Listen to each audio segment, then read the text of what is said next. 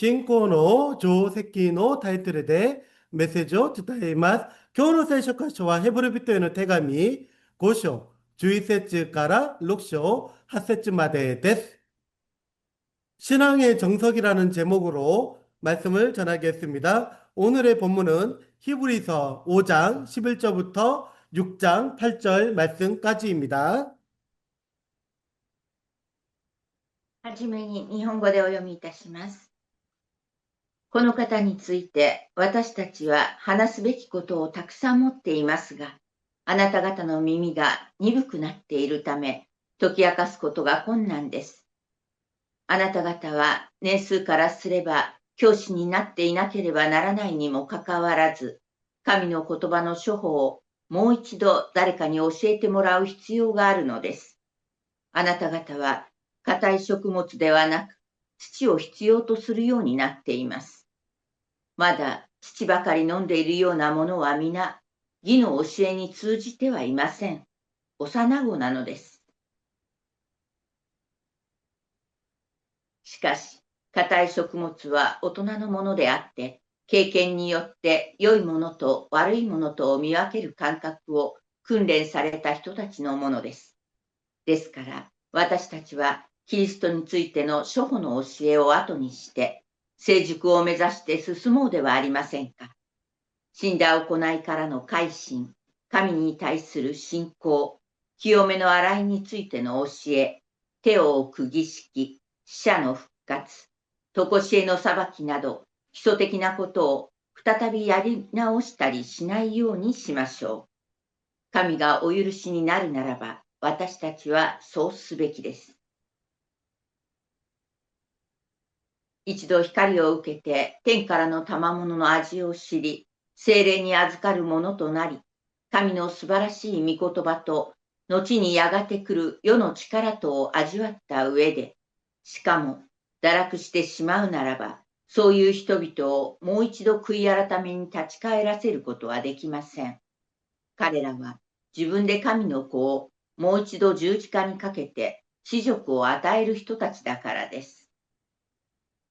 土地はその上にしばしば降る雨を吸い込んで、これを耕す人たちのために有用な作物を生じるなら、神の祝福に預かります。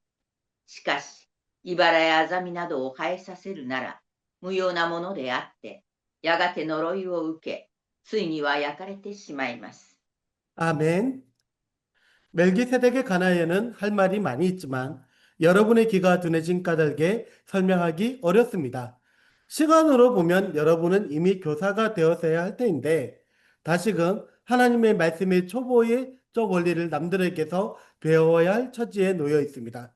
여러분은 단단한 음식물이 아니라 젖을 필요로 하는 사람이 되었습니다. 젖을 먹고서 사는 이는 아직 어린아이므로 올바른 가르침에 익숙하지 못합니다. 그러나 단단한 음식물은 장성한 사람들의 것입니다. 그들은 경험으로 성과 악을 분별하는 세련된 지각을 가지고 있는 사람들입니다. 그러므로 우리는 그리스도교의 초보적 교리를 제쳐놓고서 성숙한 경지로 나아갑시다. 죽은 행실에서 벗어나는 회개와 하나님에 대한 믿음과 세례에 관한 가르침과 안수와 죽은 사람의 부활과 영원한 심판과 관련해서 또다시 기초를 놓는 일이 없어야 하겠습니다. 하나님께서 허락하시면 우리는 그렇게 할 수 있을 것입니다. 한번 빛을 받아서 하나님의 은사를 맛보고 성령을 나누어 받고 또 하나님의 선한 말씀과 장차 올 세상의 권능을 맛본 사람들이 타락하면 그들을 새롭게 해서 회개에 이르게 할 수 없습니다. 그런 사람들이야말로 하나님의 아들을 다시금 십자가에 못 박고 욕되게 하는 것이기 때문입니다. 땅이 자주 내리는 비를 흡수하여 농사 짓는 사람에게 유익한 농작물을 내주면 그 땅은 하나님께로부터 복을 받습니다. 그러나 가시덤불과 엉겅퀴를 내면 그 땅은 쓸모없어지고 저주를 받아서 마침내는 불에 타고 말 것입니다. 아멘. アーメン。世界一の皆様、愛しています。愛しています。 네, 사랑합니다. 사랑합니다. 신토는 미나사마, 직관 가레바 가미노, 가끄다오, 고라니, 고란, 구다사이. あ数学の定石というの本があります。日本の星の数のチャット式数学のディテールの本です。この本を古本屋で購入したことがありますか？大抵、称号と学率の部分だけを勉強した後があります。本を売るときには消しゴムで丁寧で消したと言いますが、シャープや鉛筆の押された跡が残っています。その本を売った学生たちは、ほとんどが数学は諦めに人だと言えるでしょう。反対とは、まあ、もう40歳までこの本を持っていますよ。あどんなことであっても最後まで学ぶことが重要です。生徒の皆さん、バイブルスタディも同じです。アメン。数学ができる学生は自分が理解した通りに人に上手に教える人です。本当に数学ができる人は悩みます。一つの方法だけで問題を解きません。私たちの信仰生活もこれと同じです。私たちは楽な信仰生活を求めようとすることが多いのです。他の宗教の証言を借りれば、ある境地に至ると、それ以上進まず、ここで良いと変わってしまう信仰になることがあります。今日の聖書箇所は、イエス様の大祭司を説明している途中で止まったような印象を受けます。なぜなら、ヘブル人への手紙の著者は、次に語るとする内容が難しいと知りつつも、それ進んでほしいと願っていたからです。難しい内容ですが、必ず知るべきことが語られるからです。その意味で、今日この箇所が語られているのです。今日の聖書箇所は、私たちが信仰生活で困難に直面するたびに、警告として受け止めるべき御言葉です。ヘブル人への手紙の筆者が対象に与える警告は、私たちに信仰の始めを売り返らせる御言葉です。11節でメルキゼデクについて説明しようとしながら、一度立ち止まらなければならないと感じたようです。私たちは話すべきことをたくさん持っていますが、あなた方の耳が鈍くなっているため、解き明かすことが困難ですとあります。メルキゼデクについては、先々週に大祭司の召しと使命について語りました。その召しと使命とを対応する人物がメルキゼデクです。イエス様がメルキゼデクの位に従う永遠の救いの源である大祭司だからです。しかし、ここでその説明を一旦止めたということは、これから語ることを最後まで聞いてほしいという願いがあるということです。信仰の必ず結びついているものがあるとすれば、それは、それは聞くことです。ヨハネの黙示録一章三節には、祝福を受ける人についてこう語られています。先生、よろしくお願いします。はい。この預言の言葉を朗読する者と、それを聞いて、そこに書かれている。この預言の言葉を朗読する者と、それを聞いて、そこに書かれていることを心に留める人々は幸いである。時が近づいているからである。 아멘. 이 예언의 말씀을 읽는 사람과 듣는 사람들과 그 안에 기록되어 있는 것을 지키는 사람들은 복이 있습니다. 그때가 가까이 왔기 때문입니다. アーメン。そしてローマ人への手紙10章17節には信仰の源について語っています。そのように信仰は聞くことが始まり、聞くことはキリストについて御言葉によるのです。すなわち神の御言葉を聞かなければなりません。障害者の中で最も聞くことが重要な方々がいます。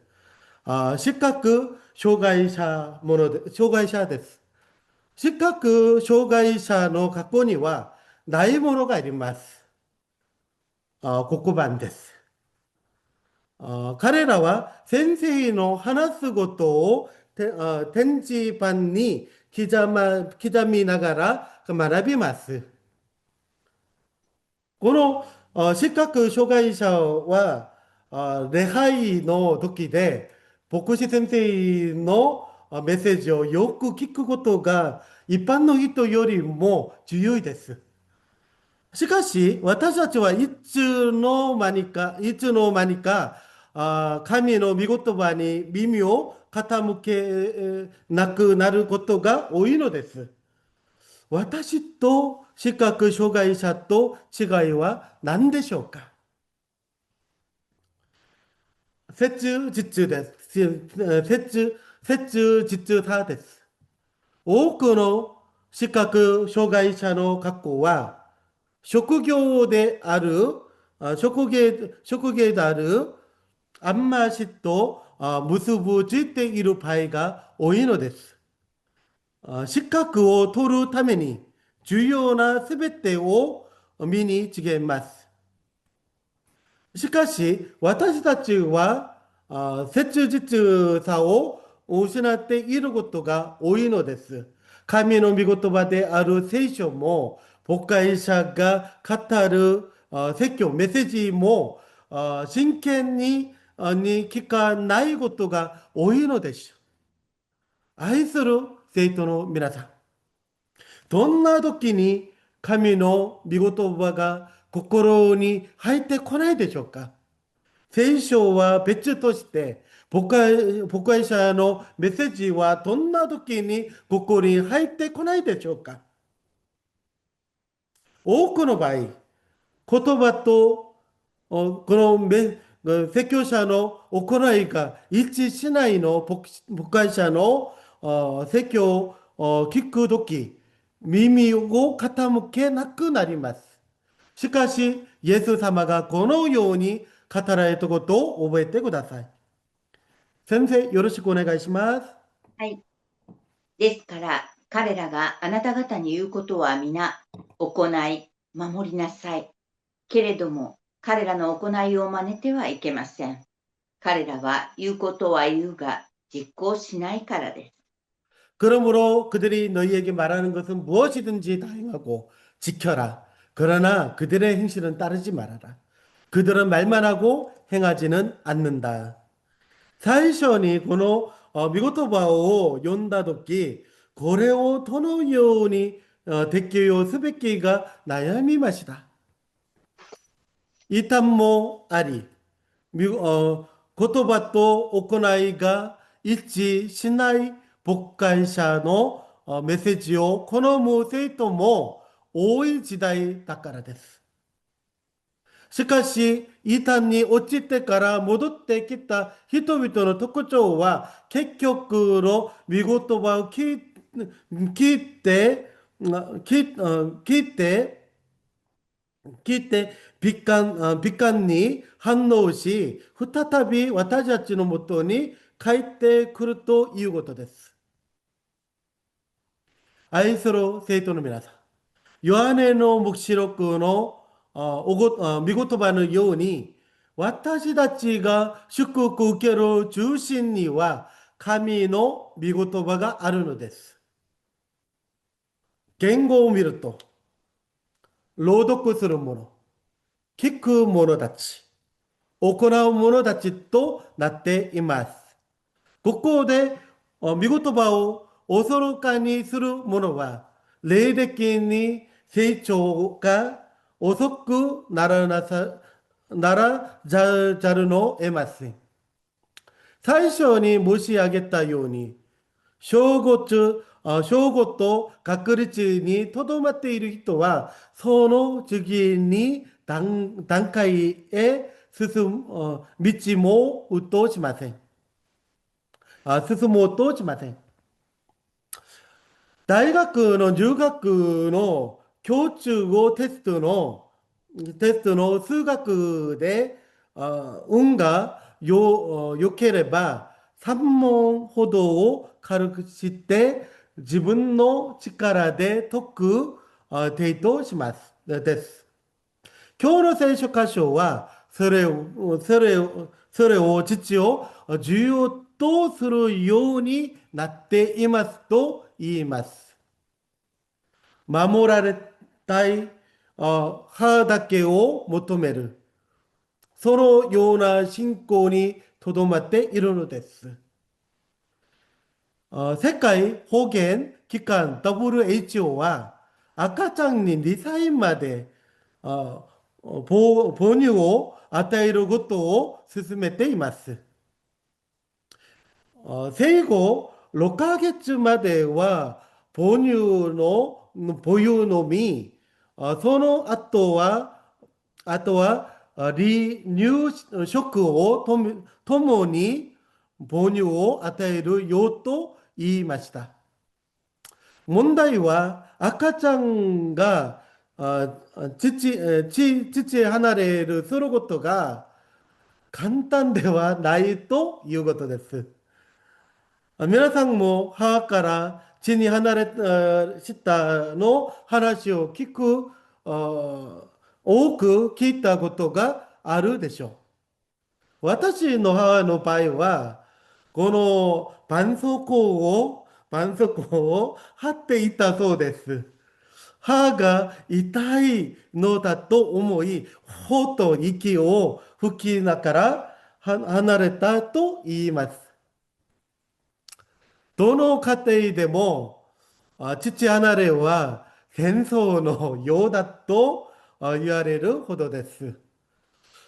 それほど人は、それと慣れ、死んだの楽なことを手放し、より良いものへ進むことが簡単ではないのです。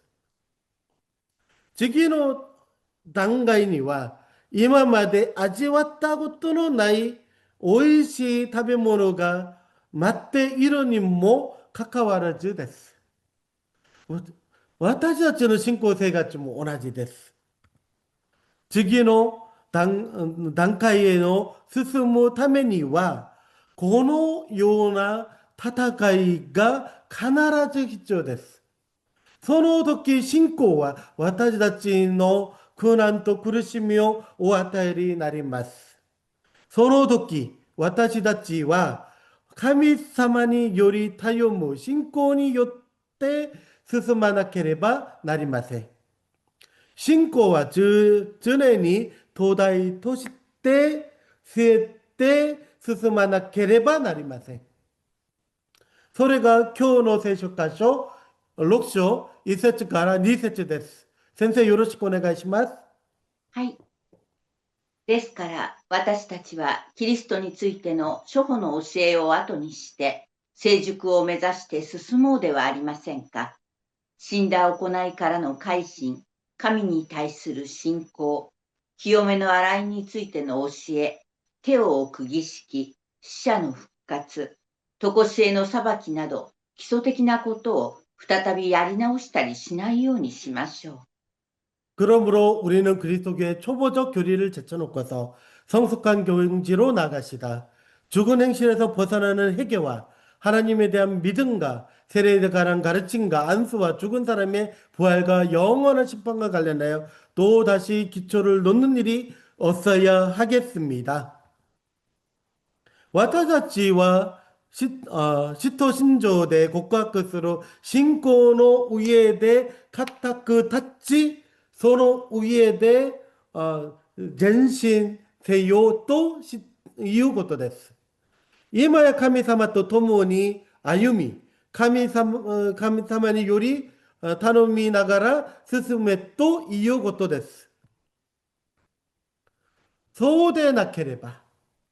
私たちは失敗する可能性があります。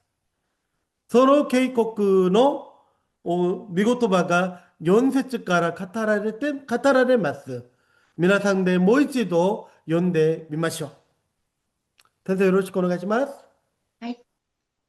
一度光を受けて天からの賜物の味を知り、精霊に預かるものとなり、神の素晴らしい御言葉と、後にやがて来る世の力とを味わった上で、しかも堕落してしまうならば、そういう人々をもう一度悔い改めに立ち返らせることはできません。彼らは自分で神の子をもう一度十字架にかけて恥辱を与える人たちだからです。한 번 빛을 받아서 하늘의 은사를 맛보고 성령을 나누어 받고 또 하나님의 선한 말씀과 장차 올 세상의 권능을 맛본 사람들이 타락하면 그들을 새롭게 해서 회개에 이르게 할 수 없습니다. 그런 사람들이야말로 하나님의 아들을 다시금 십자가에 못 박고 욕되게 하는 것이기 때문입니다. この見言葉は聖書の中でも非常に重い警告です。そのため、この箇所はしばしば理解、誤解を生んでできます。特に一時、教会を離れた生徒や信仰から離れている人々に対して、あなたはもう廃教者だという烙印をように用いられることがありました。さらには、しばらく信仰離れた人に悪魔に取り憑かれていると言って、主のもとへ戻る橋を切り落とすことさえあります。私たち、ユジャオンさんがこの話を聞くことがあります。注意してください。これは今日の聖書箇所の意図でもなく、長老教会の神学が理解してきた方法ではありません。本文が語る対象は、単に教会を離れた人ではありません。人生の傷や信仰の困難の疲れや落胆によって一時共同体を離れた人々を聖書は廃教者と呼びません。聖書が語る廃教ははるかに明確に意図的な態度です。それはキリストの十字架を知り、福音の力を経験しながらも、その恵みを意識的に否定し、公然を侮辱する状態を指します。教会離れた人々が神のゆえに離れたと言わないことを見れば、それは容易にわかります。むしろ、牧師について、執事様について、長老様について、ある生徒のついての語ります。今日の聖書箇所に当てはまる人は、私たちがいわゆる異端の教祖たちを指すと教えばよいでしょう。韓国の多くの異端の教祖たちは最後まで悔い改めず、神道を惑わし、作者し、抑圧し続けました。最近はよく課題になる統一教会の文鮮明氏もそうでした。彼は生涯を通してイエス様を信じる人々を誘惑しました。まるで自分が悪魔に引きずられるのように、信徒たちも自分の行く地獄へに引き込む姿です。彼らは自分たちこそ神様の恵みを受けたと考えています。부산に安昌村というの場所があります。문선명氏はそこで自分がイエス様から人類を救世の使命を受けたと主張しました。でも今この본내고 안창마을の教会があります。よかったですね。しかし彼は生徒教会で一度も福音を正しく聞いたことのない人です。彼は今日の聖書箇所に登場する人々のように光を受け、賜物を味わい必死に、聖霊の働きの預かったと経験があるように見えました。しかし問題は、その経験自体が彼を救わなかったということです。今日の聖書箇所が語る人々は、弱さのゆえに倒れた人ではなく、もはや十字架を重要ないと宣言した人々です。悔い改めることができない理由は、神様が機会を閉ざされたからではなく、自ら悔い改めを望まない状態に至ったからです。ですから、この御言葉を悔い改めて戻ろうとする人を拒む御言葉ではありません。むしろ、まだ心が痛み、信仰を再び握りたいと願う人には、この本文は当たってはありません。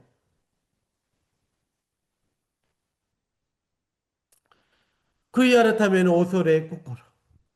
神様に立ち足りたいという渇望が残っているなら、それ自体が聖霊がなお働いておられる証拠です。この警告の目的は絶望ではなく目覚めます。私たちが廃墟の道へ進まないようにする御言葉です。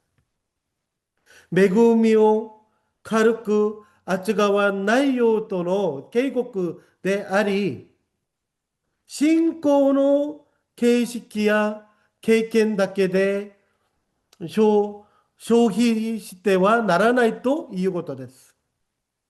神様は誠の信徒の警告によって追い出されるのではなく、警告を通して守られます。愛する生徒の皆さん、ヘブル人への手紙のこの御言葉は、倒れている人々を断罪せよという意味ではありません。むしろ十字架を知りながら無関心になる態度を警戒せよという御言葉です。立ち返ろうとするものをいつでも抱いてくださる神様。その神様が今日も私たちを成純、成熟への招いておられます。これらの人々の結末は、8節の御言葉のように、やがれてしまいますです。しかし私たちは、やがれてしまいますという人生ではなく、神様の御言葉の恵みの雨を吸い込む畑とならないければなりません。信仰の告白の上に立ち、神の御言葉によって武将していくのです。倒れてことを恐れる信仰が私たちには必要です。ここまでは信じれば十分だという信仰から私たちは、抜け出されなければなりません。報道で申し上げたように、数学の定石のように、私たちは今の信仰の姿にとどまりたりからです。あります。しかし、神様は私たちがよっとふつかることを望んでおられます。人々に会って福音を伝え、人々に会って愛を施すことを望んでおられます。それは恐れがありますが、それでも私たちがなすべきことです。最初に申し上げたように、数学のできる人、また勉強ができる人は特徴は、他の人に教えながら自分の実力を積み上げる人こそ本当にできる人だということです。信仰の人も同じです。伝道をしていると多くの問題にぶつかります。ぶつかります。しかし、そのぶつかる問題の中で、神の御言葉と信仰の基本を築きながら、信仰の定石をマスターしていきましょう。私たちはいつもそれに打ち勝つために共にいる生徒であることを覚えてください。それが教会と私たちを召された神の御心です。その御心の中で生きる生徒なられることを願います。アメン。アーメン。今から私たちを守られると約束されるイエス・キリストの恵み、神様の愛、聖霊の交わりがエデン福音教会生徒の上にいついつまでもありますように。アーメン。アーメン。